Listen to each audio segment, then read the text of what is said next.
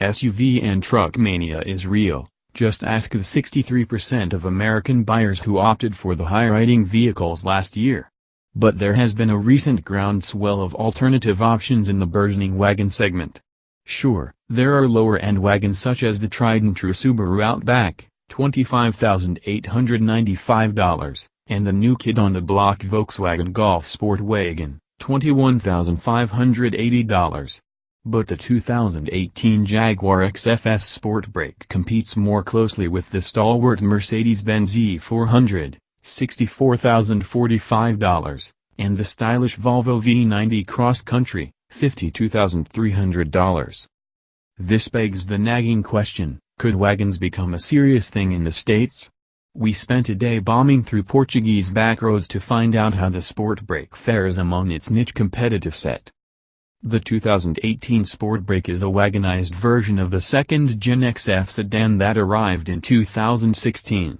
While the first-gen model only offered a wagon variant for the European market, the new Sportbrake is a global vehicle that brings a more streamlined, aluminum-intensive architecture to the table and finally gives American wagon lovers the jag they've been craving.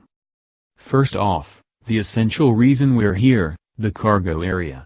Activate the power tailgate, which uses a one-piece composite tailgate, just like the F-Pace, and the opening reveals a flat surface on all sides with 31.7 cubic feet of storage.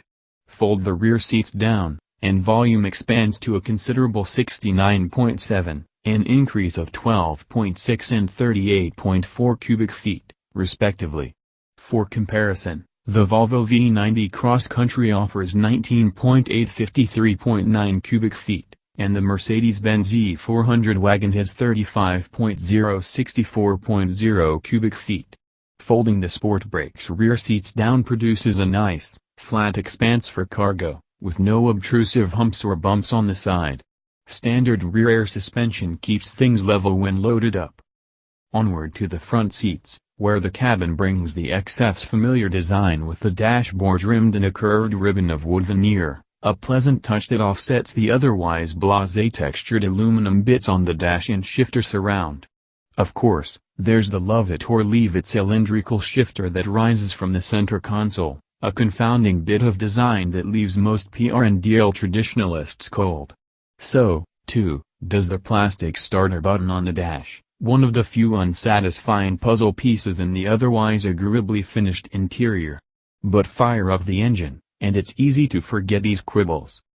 Click into D, and the Sportbrake accelerates eagerly thanks to the engine's 332 pounds-to-foot of torque, which has 4,045 pounds of mass to hustle.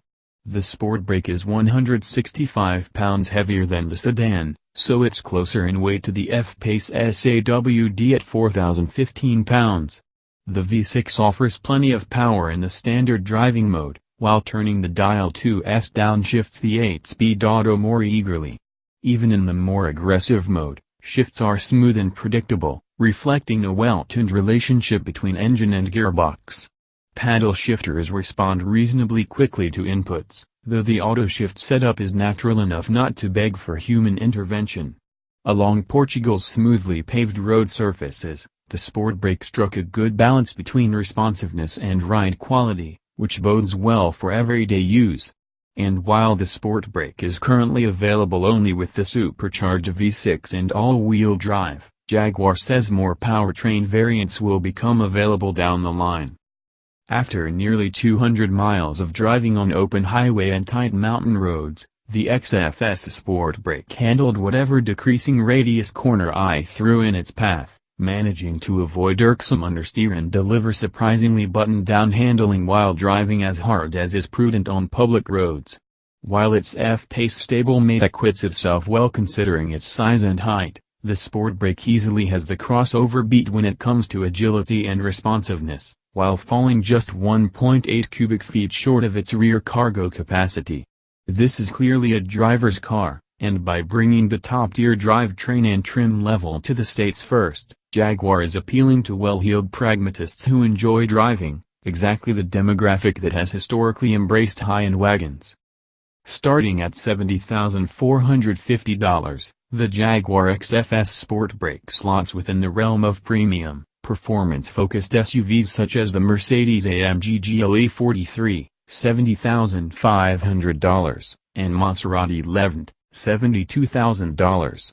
But thanks to its low center of gravity and wagon layout, the Sportbrake offers a connection to the road that will inspire an entirely different emotional response from drivers. While the Mercedes E400 wagon offers similar advantages over its SUV stablemates, the Jaguar feels a bit livelier and entertaining on twisty roads. On the other hand, the Volvo V90 offers an oasis of contemporary design, one whose zen-like interior and Scandinavian sparseness offers a counterpoint that seems to beg the question, why drive fast when you can just chill and enjoy the drive? While many will write off the XFS Sportbrake because of its familiar platform, or, likelier, because the vast majority of buyers prefer the crossover form factor, the driver-focused minority who opt for this dark horse wagon will be in for an unexpected treat.